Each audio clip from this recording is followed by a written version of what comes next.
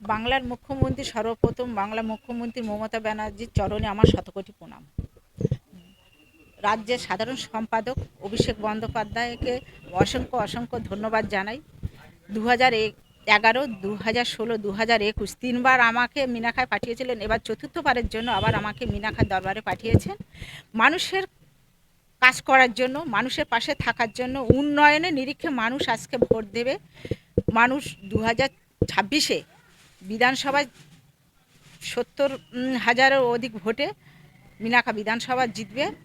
এই 70,000 ভোট বাংলার মুখ্যমন্ত্রী মমতা ব্যানার্জির হাতে আমি তুলে দেব। মমতা ব্যানার্জি চতুর্থবারের জন্য আবার মুখ্যমন্ত্রী হবেন। 200-র অধিক আসন নিয়ে আবার বাংলার মুখ্যমন্ত্রী মমতা ব্যানার্জি চতুর্থবারের জন্য। এলাকা উন্নয়ন হচ্ছে 2011 সাল থেকে। আবার দিদি যে উন্নয়ন করবেন আমি নিশ্চয়ই সেই উন্নয়নের ডালি নিয়ে আবার মানুষের কাছে পৌঁছাবো।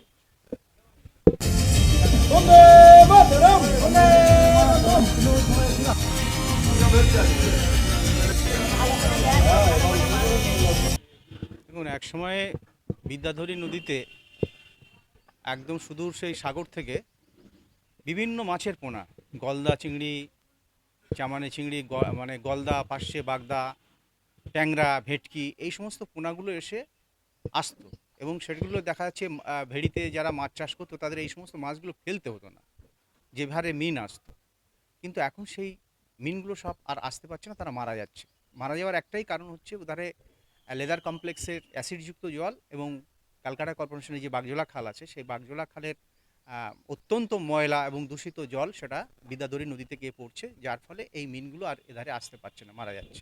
বিদ্যাধরী নদীর জল দূষিত হচ্ছে, ফলে মাছ চাষিরা ভীষণভাবে ক্ষতিগ্রস্ত হচ্ছে। এর জন্য এখানকার মিনাখা, হাড়োয়া, তারপরে দেগঙ্গা, এই বিস্তীর্ণ এলাকায় হাড়োয়ার আমাদের এর কিছু অংশ আছে, হচ্ছে ওই বারাসাত টু এরও কিছু অংশ আছে। এই ময়লা জলগুলো এই এলাকায় চলে যায়, ফলে এই এলাকার মাছ চাষিরা অত্যন্ত ক্ষতিগ্রস্ত হচ্ছে।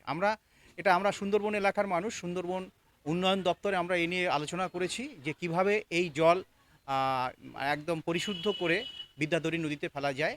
আমরা বারবার দরবার করেছি। আমি সুন্দরবন ডেভেলপমেন্টের বোর্ডের যে মিটিং হয় সেই মিটিংয়ে আমি দুবার উত্থাপন করেছি। এ নিয়ে গবেষণা চলছে, কিভাবে কি করা যায় সেটা দেখা যাচ্ছে। আরো লেটেস্ট খবরের আপডেট পেতে ফলো করুন রাতদিন.in।